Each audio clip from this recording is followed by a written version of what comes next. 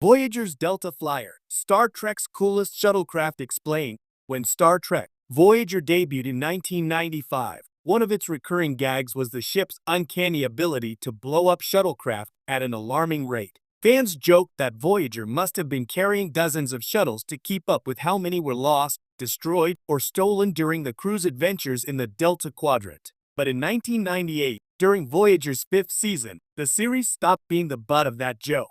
The crew built a shuttle that wasn't just another disposable set piece, it was sleek, innovative, and memorable. The Delta Flyer wasn't just another ship, it became Star Trek's coolest shuttlecraft, and arguably one of Voyager's most enduring legacies. So what made the Delta Flyer so special? Why does this one shuttle stand out in a franchise filled with iconic starships? Let's dig into its origins, design, and legacy to understand why the Delta Flyer still captures the imagination of fans nearly 30 years later. The problem with shuttles on Voyager. Before the Delta Flyer, shuttles in Star Trek weren't exactly glamorous.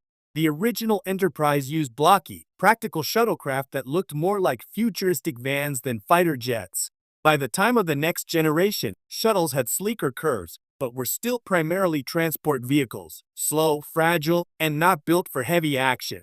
Voyager inherited this design philosophy. Its standard shuttles were small, underpowered, and frequently sacrificed in the name of the plot. Writers leaned on shuttle accidents to create drama, which resulted in the running gag that Voyager must have had an endless supply hidden in its cargo bays. For a crew stranded 70,000 light-years from home, this inconsistency stuck out. If resources were scarce, how could they afford to keep replacing them? The solution came not just as a fix to a storytelling problem, but as an in-universe innovation. Instead of endlessly losing generic shuttles, why not build one ship that could actually handle the danger of the Delta Quadrant? The Delta Flyer's origin story. The Delta Flyer was first introduced in the episode Extreme Risk Season 5, Episode 3. The crew needed a shuttle strong enough to survive a high-pressure descent into a dangerous atmosphere. But instead of jury-rigging one of Voyager's flimsy shuttles, Tom Paris suggested they design and build something new from scratch. Paris, ever the gearhead and nostalgic lover of 20th-century vehicles, spearheaded the project. He envisioned a shuttle that combined Starfleet technology with the daring flair of 20th-century fighter planes. Other crew members pitched in. B'Elanna Torres handled the engineering, Harry Kim oversaw systems integration, and 7 of 9 contributed Borg enhancements. The result was a shuttle that wasn't just utilitarian, it was a genuine passion project, a ship that reflected the personalities of its builders. For a series about a crew forced to innovate and adapt far from Federation resources, the Delta Flyer was a perfect symbol of Voyager's mission. A shuttle with personality. What makes the Delta Flyer stand out from the dozens of other shuttles across Star Trek is that it has personality. Its design is sleeker and more aggressive than standard Federation craft. With its curved, aerodynamic frame, it looked more like something out of a sci-fi racing game than Starfleet's usual conservative designs. Inside, the Delta Flyer carried a unique cockpit that evoked a fighter jet more than a starship bridge. Instead of the usual clean Starfleet minimalism, it had a rugged, functional look with control panels, physical switches, and a wraparound console that placed the pilot right in the center of the action. Paris even added what were essentially hot rod touches, like manual steering controls, because he wanted the ship to feel like something you flew rather than simply programmed. This was more than aesthetic. The Delta Flyer had real teeth. It came equipped with advanced shielding, armor plating, and Borg-inspired enhancements. It carried more powerful weapons than any shuttle before it, including photon torpedoes.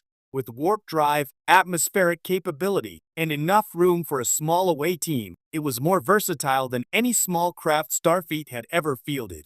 The Delta Flyer in action. The Delta Flyer quickly became a recurring star in Voyager's later seasons. Unlike Voyager's standard shuttles, which were often destroyed in their debut appearances, the Flyer stuck around and was used in high-stakes missions.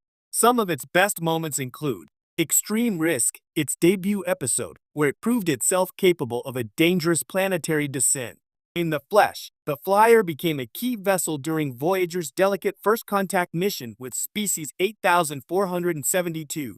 30 days. Tom Paris took the Flyer on a solo mission to explore a massive ocean world. showcasing its range and adaptability. Dark Frontier. The Flyer played a crucial role in Voyager's confrontation with the Borg, its Borg-enhanced technology proving vital. Imperfection. The ship's versatility was highlighted in a rescue mission involving Seven of Nine. Endgame. Even in the series finale, the Flyer had a place, showing how integral it had become to the crew's operations. The Delta Flyer wasn't indestructible, of course. It was destroyed in the two-part Unimatrix Zero. But just like the Enterprise itself, it was too beloved to stay gone. The crew rebuilt it, solidifying its status as part of Voyager's family of ships. Why it resonated with fans. The Delta Flyer is often called the coolest shuttlecraft in Star Trek for several reasons. One, it was built with love, unlike other Federation ships that simply appeared as part of Starfleet's fleet. The Delta Flyer was hand-built by Voyager's crew.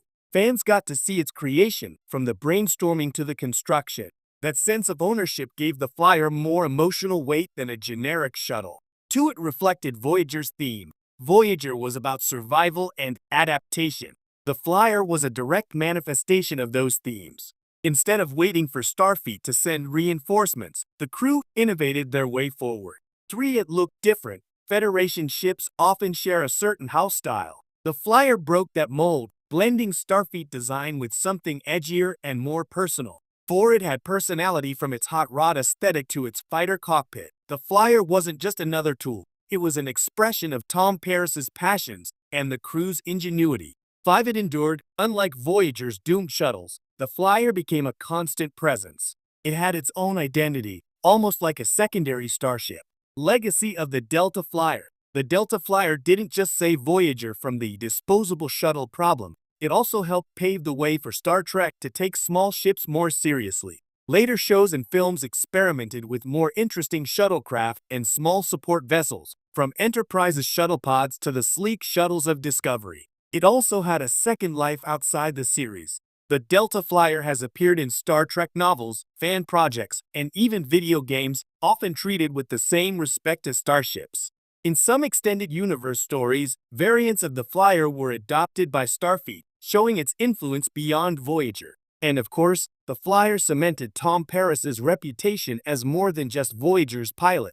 Through its creation, Paris grew as a character, channeling his love of speed, design, and risk-taking into something that benefited the whole crew. In a way, the Delta Flyer is as much Tom Paris's legacy as it is Voyager's. Why the Delta Flyer still matters. In the grand tapestry of Star Trek, most shuttlecraft blur together. They serve their purpose and vanish into the background. The Delta Flyer broke that tradition by becoming a true character in its own right. Fans remember it not just for its missions but for what it represented: resourcefulness, individuality, and the spirit of adventure. At its heart, the Flyer symbolizes Voyager itself. Stranded, outnumbered, and constantly threatened,